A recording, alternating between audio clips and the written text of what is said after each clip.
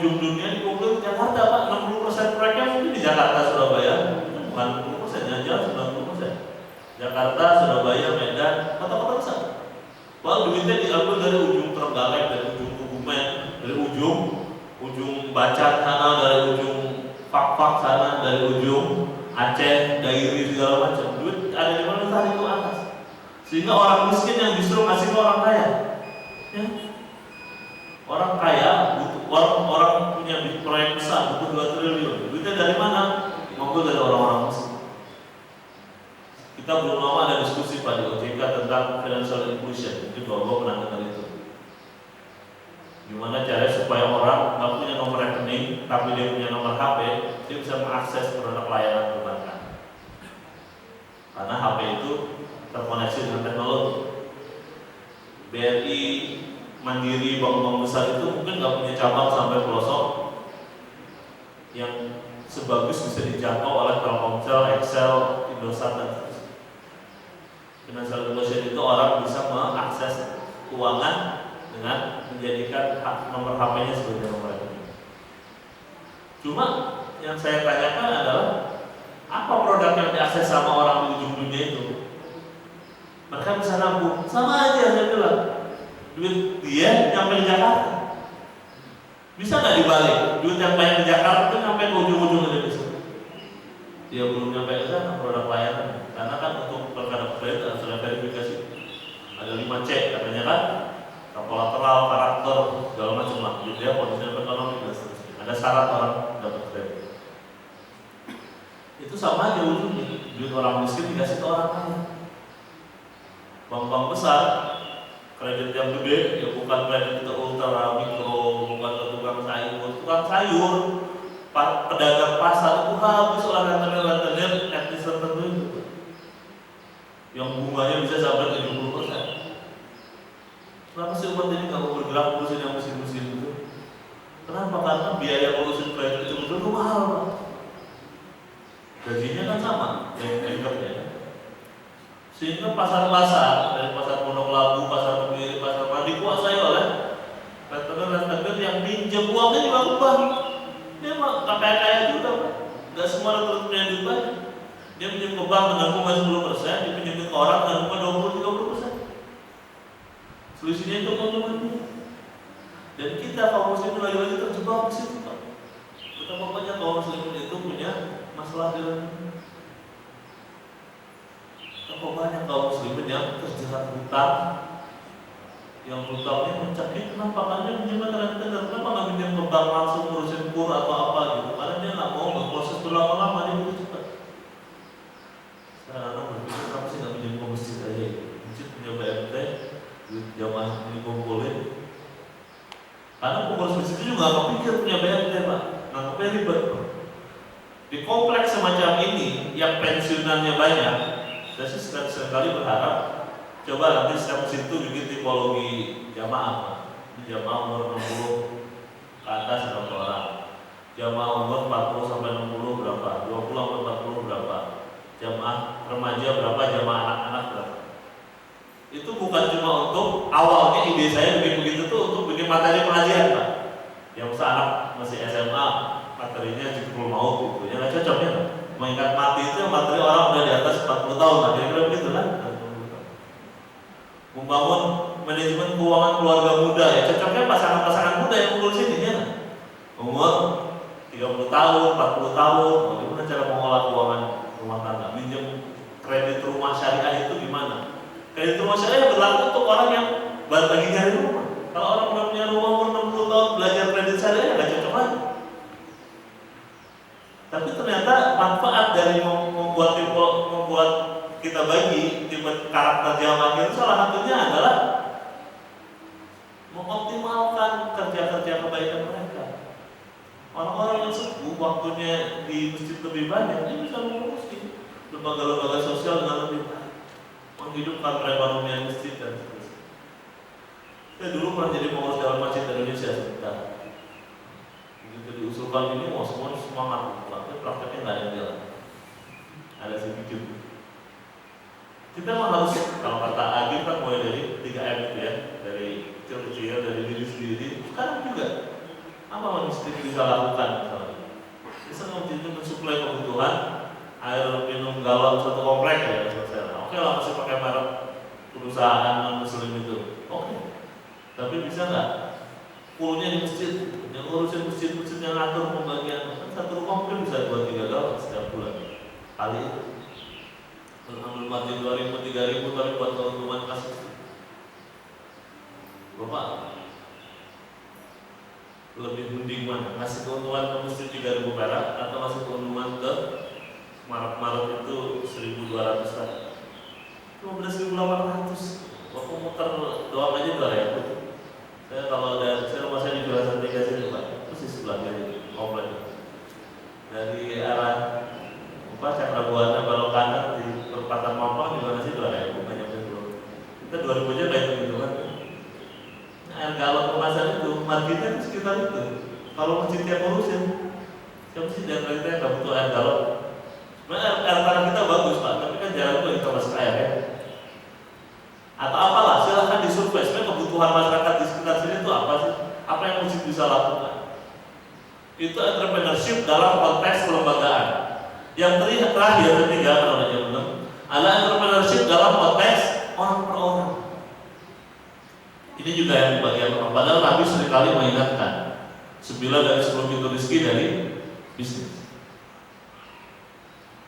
Ya mungkin beberapa kita memang sudah settle, oke lah kalau. Tapi mungkin kita tetap harus punya visi bisnis. Kalau bapak dokter punya visi bisnis, jadi punya klinik, Pak. Jadi punya rumah sakit. Kalau punya keahlian tertentu IT misalkan, punya visi bisnis, punya perusahaan ini. Tapi kalau nggak punya visi bisnis jadi karyawan, mungkin kaya, mungkin cukup gitu ya. Tapi ya udah, nggak bisa berbuat lebih bagi orang lain.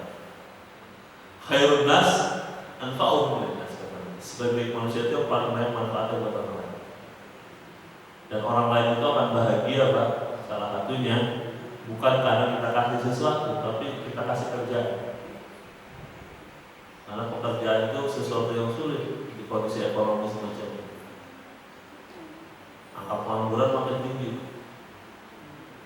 Yang menurun kemiskinan, menurun dari bapak ke anak. Angka pengangguran, kemiskinan juga makin tinggi. Di Depok ini kita beruntung, Depok itu salah satu kota di Indonesia yang paling sedikit orang miskin, cuma 2,4%.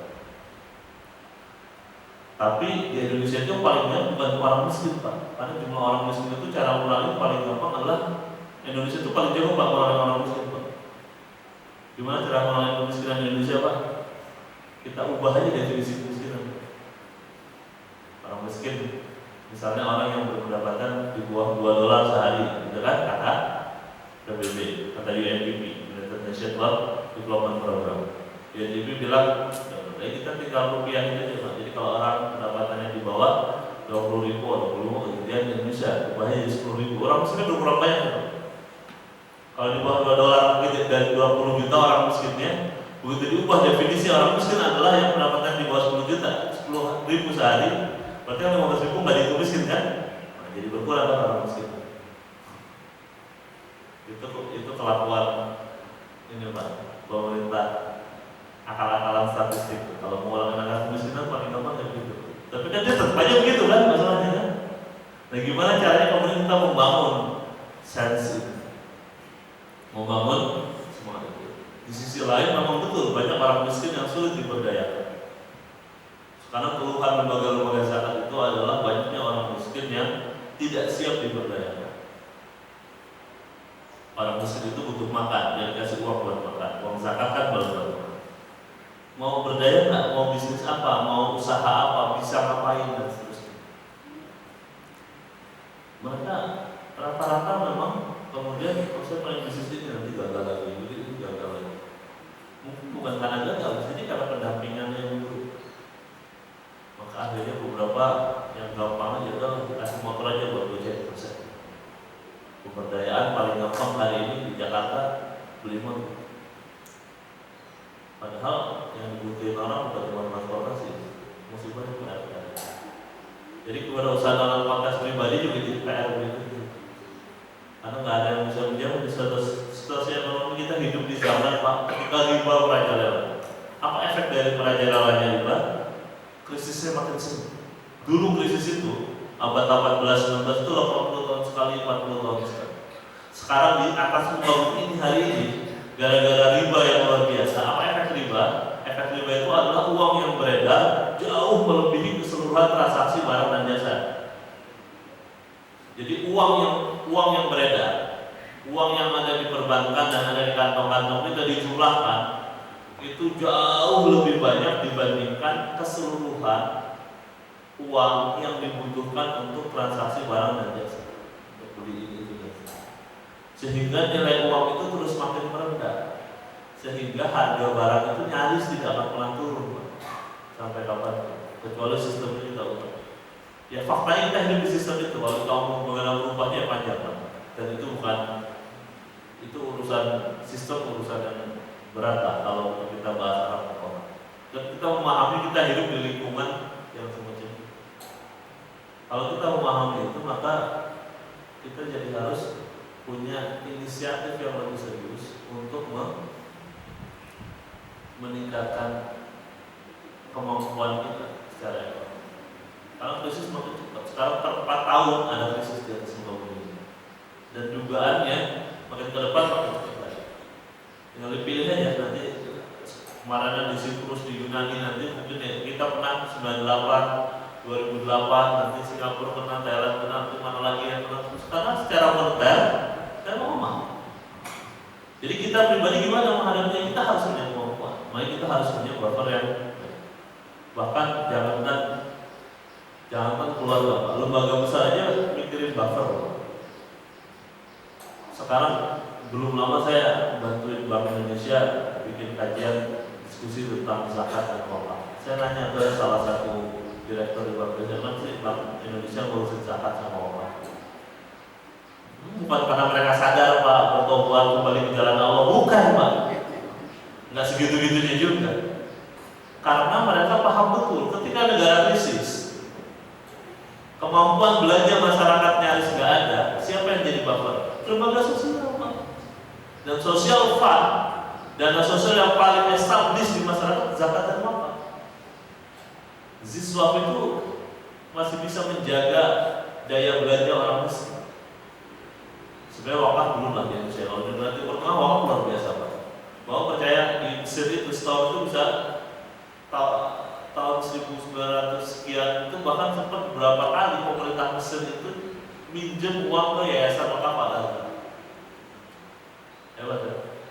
Wakaf kalau udah hidup tuh gitu Pak. Makanya di negara Timur Tengah itu beberapa di antara mereka menjadikan wakaf itu kementerian tersendiri Pak, kementerian wakaf. Karena yang dikelola gede banget.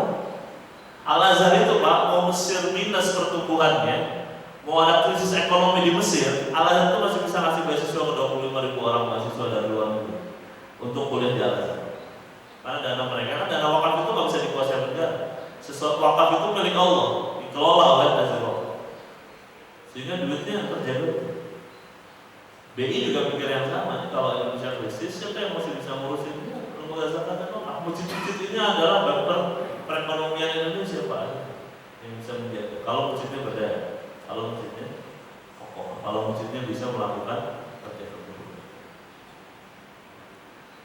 Jadi di satu sisi, kalau institusi aja memikirkan itu, kita juga mestinya memikirkan hal yang sama. Dan ini menjadi PR yang serius karena dalam beragama kita, agama kita diperintahkan untuk masuk Islam secara kafah. Ya ayyuhalladzina amanu dkhulu fis-silmi kafah. Dan kita nggak boleh ikut maunya setan. Wala tattabi'u khutuwati syaitan. Karena setan itu maunya Pak orang Islam di masjid ibadah doang. Udah lah, kalau di luar masjid nggak usah mikir halal haram. Di masjid aja. Bahkan kemarin semangat betul mereka menolak syariat. Ngerti syariat juga enggak, mereka menolak. Kenapa? Tolak syariat. Mereka ketika sholat nggak pakai syariat. Kalaupun mereka nggak sholat layak juga bicara sendiri akikahin mereka aja. Mati juga ceritanya yang menolak syariat. Oh mati mau dikuburin dengan cara Islam kan? Itu syariat juga. Nikah Kalau nggak pakai salaman, rukun nikahnya nggak terpenuhi, nggak sah tuh pernikahan mereka. Itu syariat tuh. Banyak orang menolak syariat, kalau nggak ngerti syariat apa. Yang dibayarkan syariat itu cuma hukuman rajam, potong tangan, itu syariat. Tapi cuma 0,0 sekian persen dari syariat. Syariat itu mengatur keseluruhan satu paket ibadahnya, muamalahnya, dan Allah memerintahkan kita berislam secara takwa. Kita akan ditanya oleh Allah tentang apa yang kita lakukan, bukan cuma di masjid, tapi juga tentang bagaimana kita belanja, bagaimana kita mencari uang. Makanya uang mesti ada filter halal dan wajiban. Belanja harus ada filter, nggak boleh israf berlebih-lebihan. Larangan mubazir karena mubazir namanya setan. Tapi kita evaluasi 2 hari Ramadan kita. Banyak nggak makanan bersia-sia, terbuang-buang, karena kita beli berlebihan. Banyak nggak pengeluaran yang tidak seharusnya. Itu udah ajaran agama tuh Pak. Di Amerika itu ada survei kecil Pak. Mereka menghitung di restoran-restoran cepat saji, McD dan segala macam itu, orang itu rata-rata menghabiskan nggak sih? Ternyata banyak orang yang makan nggak habiskan. Ya burger setengahnya dibuang, French fries itu kentang goreng nggak habis. Semua itu kalau dikumpulin Pak, kalau saya nggak salah itu masuk kalau dirupiahin, satu Amerika setahun itu kalian bisa 26 triliun. Sekarang burger setengah, sepertiga dihitung aja, sepertiga kalau harganya $10 ya berarti $3. Itu gitu. Itu sampai kalau dirupiahin 26 triliun. Itu dari makanan sisa doang. Itu kalau kata mereka bisa ngasih makan ke 4 negara di Afrika. Di Indonesia kebetulan belum ada surveinya, tapi rasanya kita juga orang yang suka membuang makanan, bumbu, bawang, sampai tunggu apanya di kulkas kita. Kulkas itu isinya macam-macam tuh Pak, cabai yang udah kering, udah kenapa nggak kita beli? Ketika beli pada proporsi kebutuhan. Kita terlalu sering belanja hal-hal yang tidak kita perlukan, atau tidak tepat, tidak seharusnya. Kita hobinya begitu Pak, mendahulukan yang tidak seharusnya kita dahulukan, mementingkan hal-hal yang seharusnya tidak penting,